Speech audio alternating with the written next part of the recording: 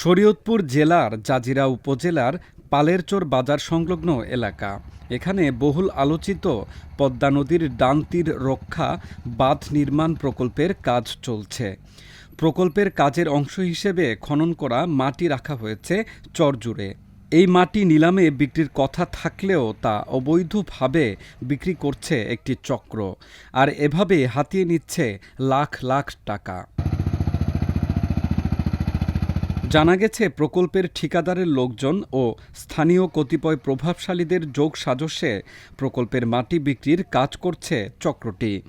অভিযোগ আছে, স্থানীয় ইউপি সদস্য আমির শিকদারের ভাই ইমান হোসেন শিকদার এই চক্রের সঙ্গে জড়িত। তবে ইমান শিকদার এই অভিযোগ প্রত্যাখ্যান করেছেন।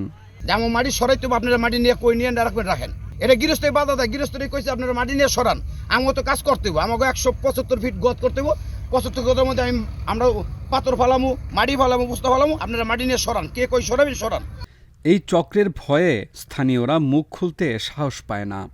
কেউ প্রতিবাদ করতে গেলে তাকে হুমকির পাশাপাশি মামলা হামলার শিকার হতে হয়। বিভিন্নভাবে তাদেরকে বলা হয়েছে যে এভাবে মাটি উত্তোলন করলে আমাদের নদী এবং আমাদের ফসলি জমিন, চাষি জমিন নষ্ট হয়ে যাবে, এবং এই ব্যাপারে কোনো কিছু বলা হইলে তারা বলে আমাদেরকে চাঁদাবাজ, সন্ত্রাসী।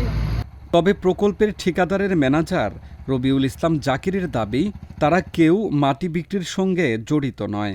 অবৈধভাবে কারা এই মাটি বিক্রি করছে তাও তার অজানা। যে সাবকন্ট্রাক্টর আছে তার সাথে আমরা যোগাযোগ করব, যোগাযোগ করার পরে কারা নেয়, কেন নেয়, কিভাবে দেয়, এটা আমরা জানবো। তারা যদি বলে যে আমরা জড়িত, তাহলে আপনি এর প্রমাণ বের করেন যে কেমনে জড়িত আমি।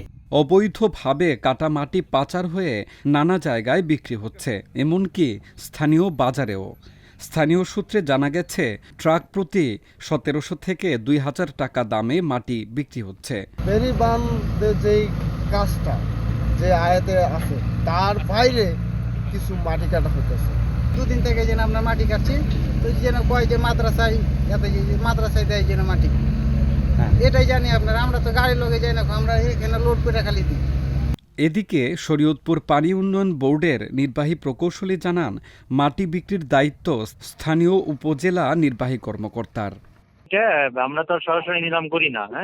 সরাসরি ইউনো অফিস, তাদেরকে এটা বলা হবে নিলাম করে দেওয়ার জন্য, বুঝছেন? কারণ ওই জায়গা তো মাটি অত স্ট্রাইক দিয়ে রাখতেও পারবে না, কাজটাও তো করতে হবে। এটা সাথে সাথে নিলাম করে দেয়, এটা আমাদের তো কোনো সমস্যা নেই। অভিযোগ তো মানুষের করতে কোনো আপত্তি নাই। বললাম কালকে পর্যন্ত একটু করেন। এটা ইউনো যে এটা হইতেছে, কালকে বলবে যে এটা নিলাম করে দিতে, তারপরে কি জড়িত আছে না নাই তখন আর হিসাব থাকে না, তাই না?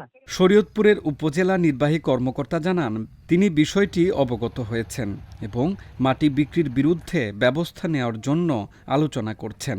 ওটা যে তারা তুলে রাখছে, এটা এই বিষয়ে তো আমাকে কখনো অবগত করেনি।